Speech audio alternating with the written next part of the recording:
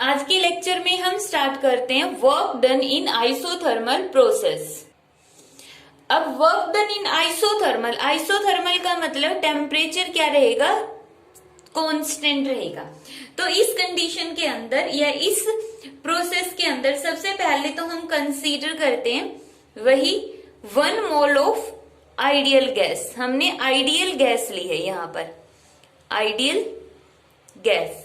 इस ideal gas को हम इस सिलेंडर के अंदर डाल देते हैं। यहां पर हमने इस गैस को फिल कर दिया है और ये जो सिलेंडर है वो परफेक्टली कंडक्टिंग सिलेंडर है, कंडक्टिंग इन नेचर है, परफेक्टली कंडक्टिंग इन नेचर है। अब इसके ऊपर हमने यहाँ पर पिस्टन फिट कर दिए, जो गैस का ऊपर वाला पोर्शन होगा यहाँ पर हमने पिस्टन लगा दिए। तो यहाँ पर हो गई पिस्टन, सिलेंडर के अंदर हो गया 1 mole of ideal gas, 1 mole of ideal gas और परफेक्टली कंडक्टिंग सिलेंडर है, मीन्स इस सिलेंडर की वॉल्स और बॉटम है वो परफेक्टली कंडक्टिंग है। यहाँ पर मान लेते हैं कि जो भी गैस है हमारे पास उस गैस का वॉल्यूम है V।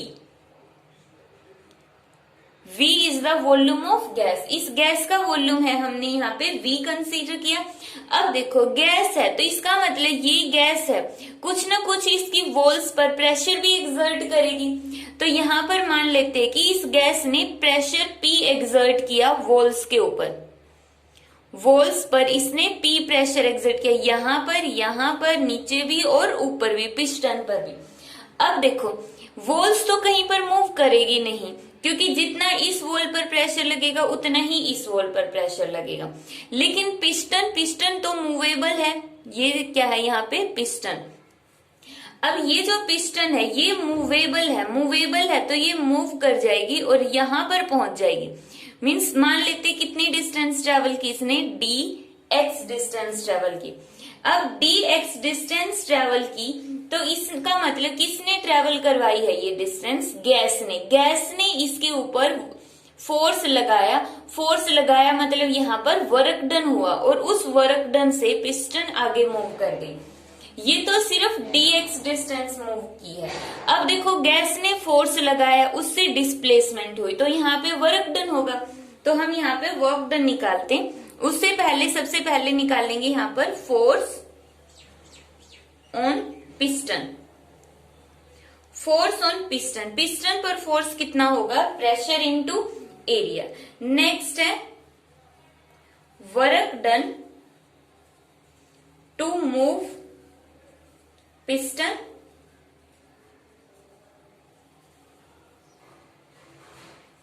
थ्रू डिस्टेंस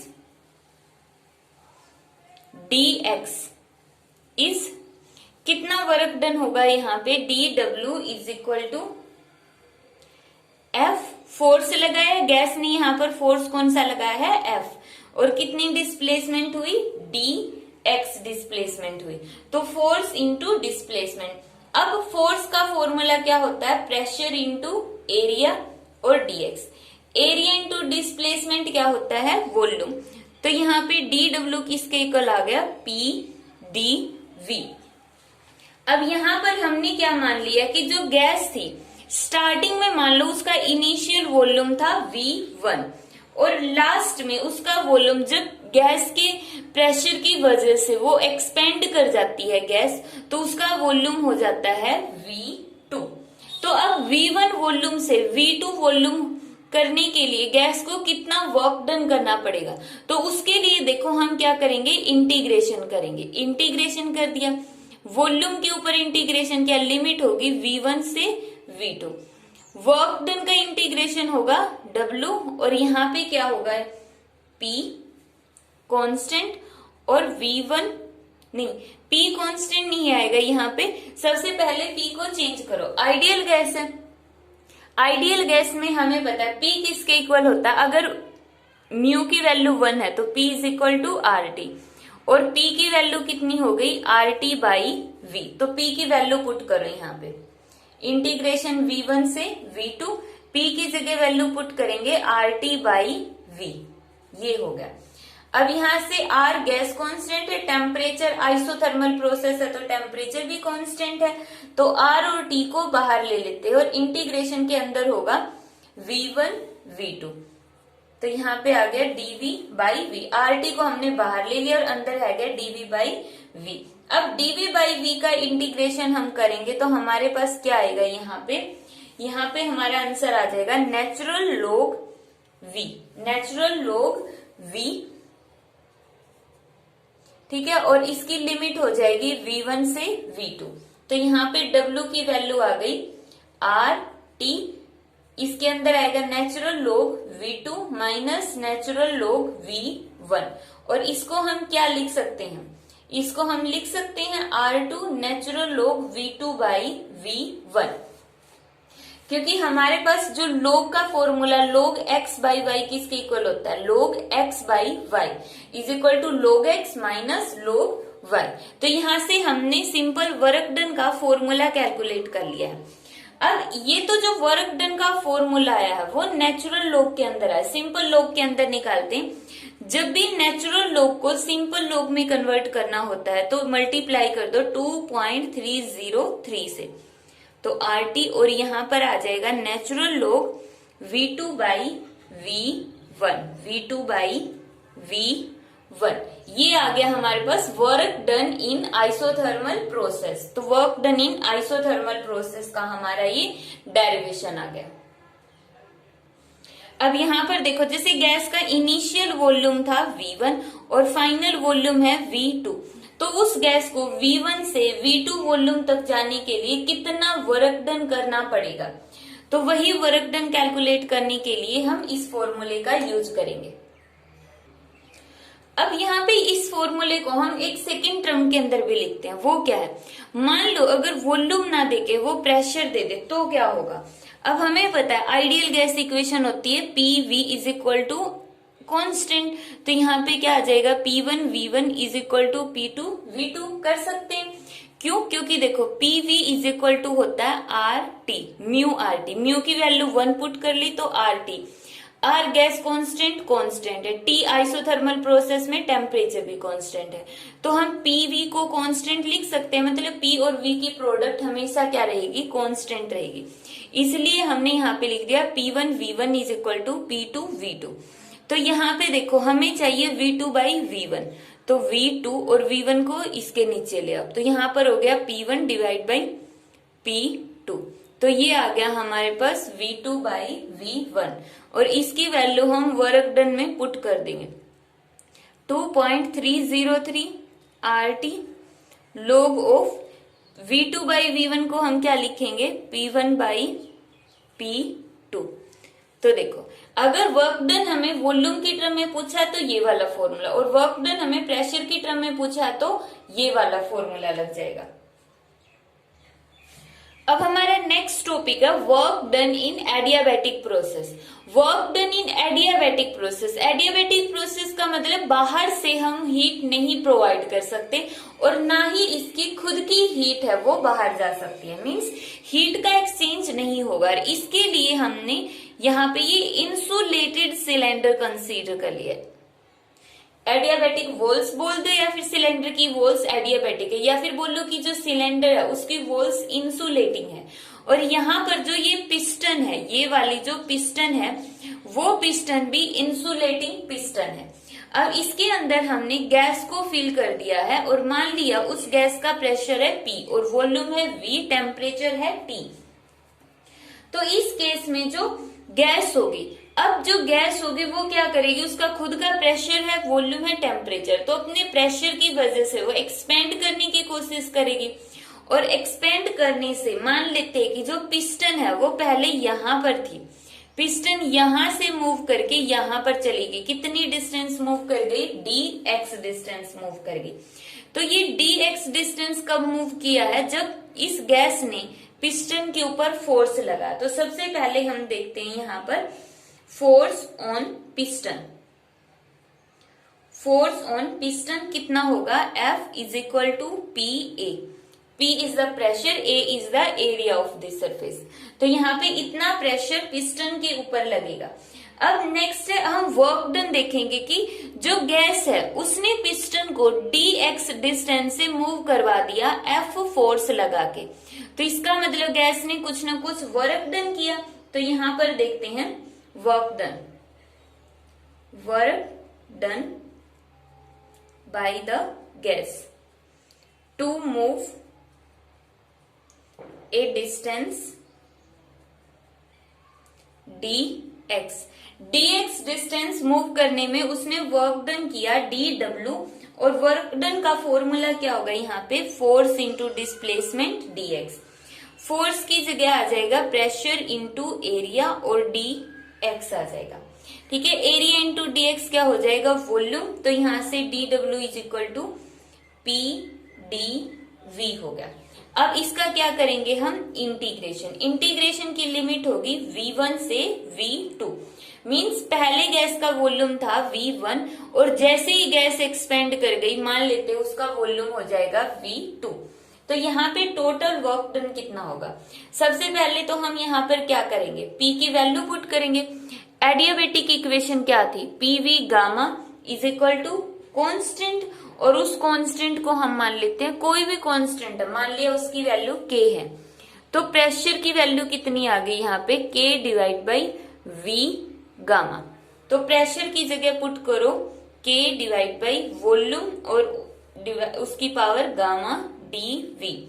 इंटीग्रेशन उसकी लिमिट v1 टू v2। अब यहाँ पे dw वर्क डन का डिफरेंशिएशन और साथ में इंटीग्रेशन, तो क्या बच गया, सिर्फ W। अब यहां से K कांस्टेंट है, K को बाहर ले लो, अंदर बच गया dV बाई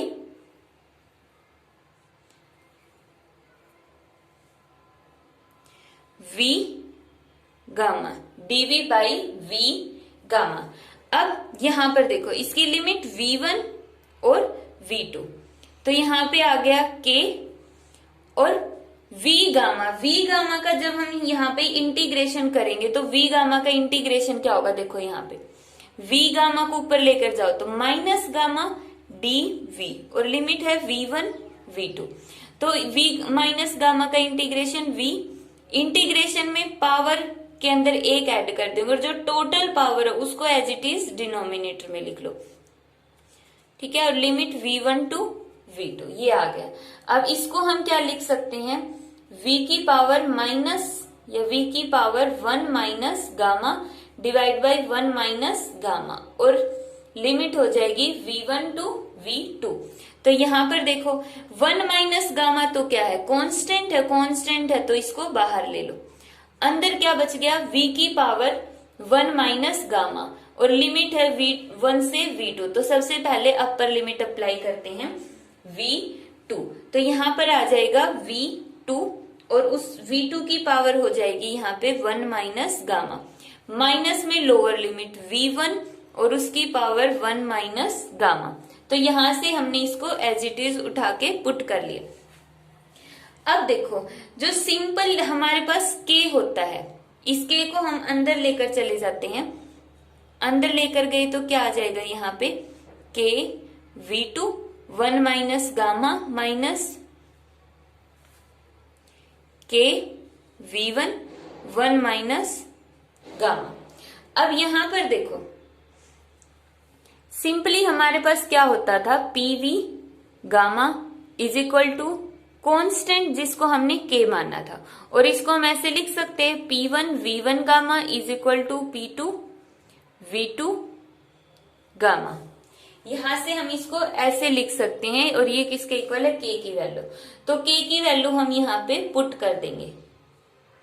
k की वैल्यू अगर v2 वाली टर्म्स है तो यहां से ये वाली वैल्यू पुट कर दो, p2 v2 गामा और v2 1 माइनस गामा पहले से ही है। फिर k की वैल्यू v1 वॉल्यूम के केस में कितनी होगी, p1 v1 गामा। यहां से k की दोनों वैल्यू है और इन दोनों की जो प्रोडक्ट है वो सेम है, सिर्फ प्रेशर अलग है वॉल्यूम अलग है, लेकिन जब दोनों की मल्टीप्लाई करेंगे तो एक ही नंबर आएगा k।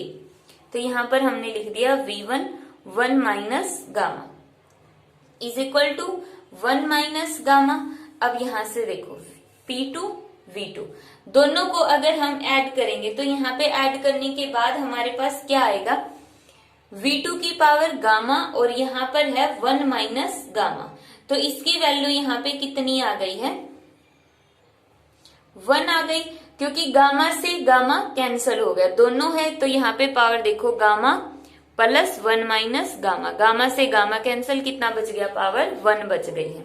तो यहाँ पे 1 आ गया, 1 की पावर लिखने की जरूरत नहीं। इसी तरह यहाँ पे P1 और यहाँ पे पावर बच जाएगी V1 बच जाएगी। तो ये आ गया हमारे पास वर्क डन का फॉर्मूला। एक फॉर्मूला तो हमारा ये हो गया। दूसरा फॉर्मूला हम क्या लिख सकते हैं कि पीवी की वैल्यू किसके इक्वल होती है, PV is equal to R T. तो P2 V2 की जगह हम क्या लिखेंगे, R2। R तो गैस कांस्टेंट है, गैस कांस्टेंट तो एक ही होगा, R1 और R2 नहीं होगा, सिर्फ R होगा। तो R को पहले ही बाहर ले लो। अंदर कितना बच गया, यहाँ पे 2 वाली टर्म्स है तो टेम्परेचर T2 और माइनस T1, और ये आ गया हमारे पास work done in adiabatic process, work done in adiabatic process. R यहाँ पे 1 माइनस गामा और ब्रैकेट के अंदर है T2 माइनस T1। तो एडियाबैटिक अगर कहीं पर ये दिया होता है कि वर्क डन निकालो एडियाबैटिक प्रोसेस के अंदर, मतलब कि सिस्टम अपनी हीट को एक्सचेंज ना करे, तो उस टाइम पे वो कितना वर्क डन करेगा, तो उसके वर्क डन का फॉर्मूला होगा R gas constant 1 minus gamma, gamma क्या होता है, Cp बाई Cv। Cp क्या है, molar specific heat capacity at constant pressure, और Cv क्या है, molar specific heat capacity at constant volume. और T2 और T1 क्या है, दो डिफरेंट टेम्परेचर्स है।